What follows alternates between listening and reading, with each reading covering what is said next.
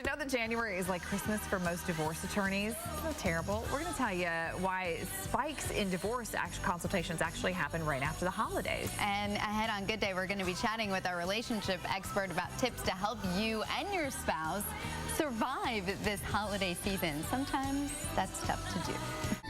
All right, the holidays are here, and although they can be a lot of fun, they can also put a big strain on your relationships, all those important relationships in your life. And joining us this morning to talk about how you can survive the holidays and your relationships can survive too is our relationship expert, Janie Lacy. Always great to see you. Great Thanks to see for coming in. You know, it's fun because this is one of those times of years we really look forward to it, but at the same time, sometimes it can come all crashing down with just, you know, one argument, one fight. It's sort of unfortunate, but it happens all the time. It does, and this can be a joyous time where couples can make good memories together, but if there's been problems all along, it gets magnified around Christmas. It sure does, and one of the big things that always seems to get people fighting is money. It does, because with couples, you usually have one person that's more reserved and conservative. They want to save, and you have one person that wants to live in the moment. So you already have that dynamic. So when it comes to Christmas and the holidays, then you have this dynamic that's magnified. That one person wants to buy the best gifts, the other person wants to be more conservative, but it's important that couples talk about it, that they have a budget, that they know that it's coming around each year. They're going to have that same money fight.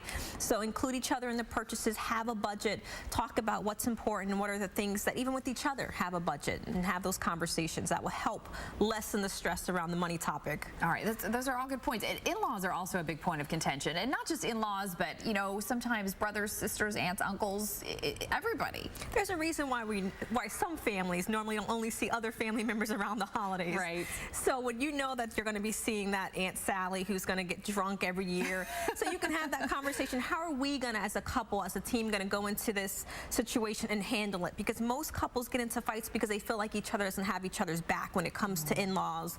And then the other issue is whose house we're going to go to, especially if the families all live in the same city. Right. No, that's a good point. There's always an argument over that. You don't love us because you always go to so-and-so's house. So no, I know how that goes. All right, stress management. That's a big one because we get so frazzled. This time of the year, we're running around. We have those to-do lists. We're not really interacting with our partners as much because we're so hyper-focused on making sure the holidays come into play.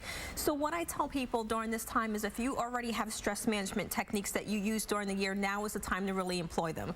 But if you don't have any, now it's not the time to learn anything new. I was going to say techniques. Are there techniques, Janie? We need to talk about that because I'm lacking in the technique area. Right. You want to take breaks. If there's things that you do that you enjoy the other times of the year, now's the time to schedule them in, because we will pack things in, and every time the holiday season comes around, we're like, oh, it came so quick, we know it's coming, so let's plan for it.